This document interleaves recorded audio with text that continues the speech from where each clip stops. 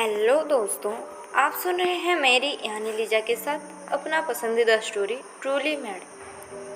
आगे जाने से पहले मेरी चैनल को लाइक सब्सक्राइब करना मत भूलना। आप सब सोच रहे होंगे ना, आखिर क्या हुआ मीरा के साथ?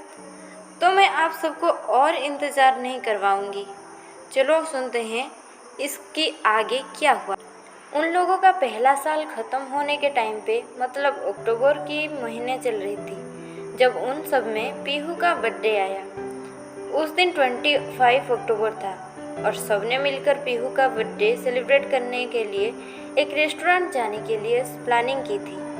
उसके बाद वो सबने मिलकर शाम को पार्टी में जाने के लिए तैयार हुए और हॉस्टल से निकल गए।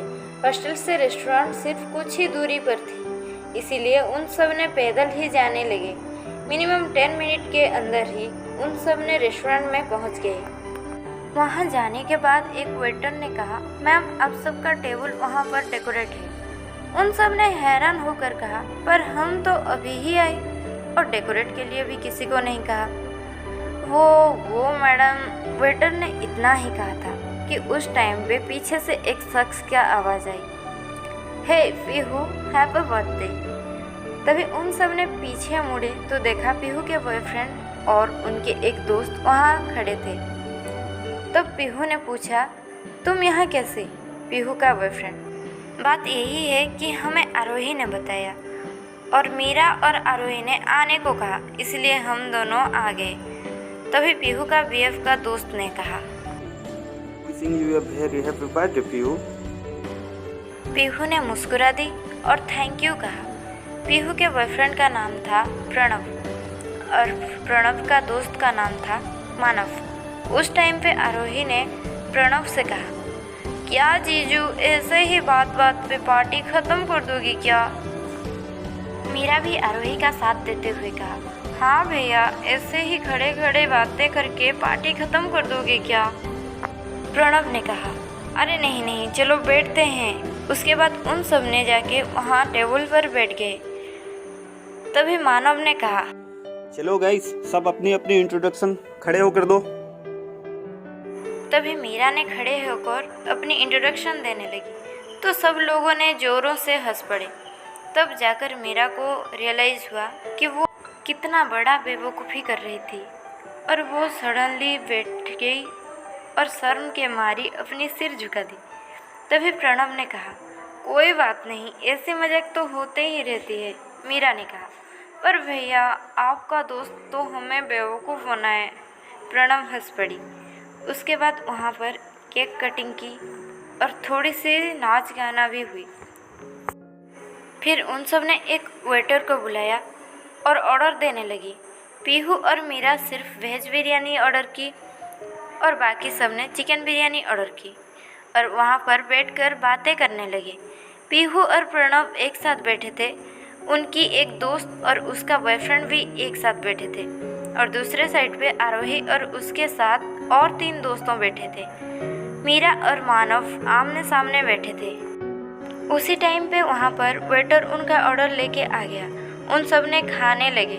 उनकी टेबल के पास ही एक और टेबल था जहाँ पर एक फैमिली आए थे।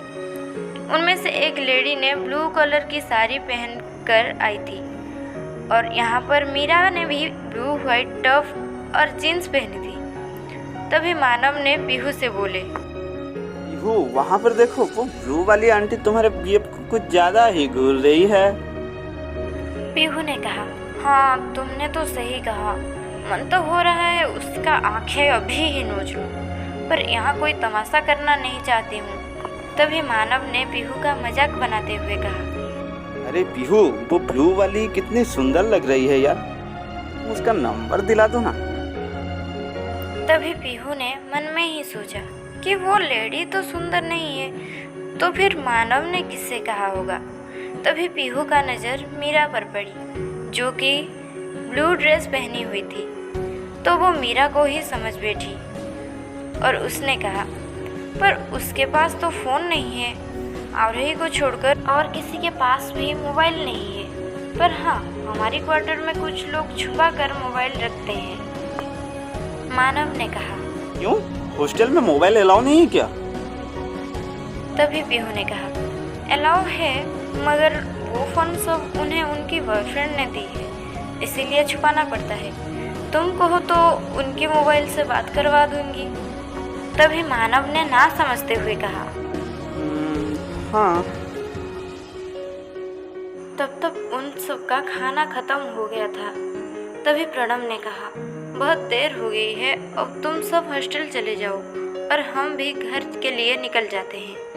और हाँ, यहाँ से निकलते से पहले हम कुछ पार्सल वेटर से कहकर पैक करवा दी हूँ, उसे भी ले जाना और हॉस्टल में सबको पार्टी दे देना।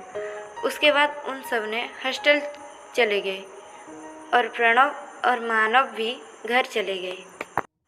आज के लिए बस इतना ही। अगला स्टोरी लेकर फिर आऊँगी, तब तक सुनते रहे ये प्यारी सी स्टोरी ट्रूली मैड।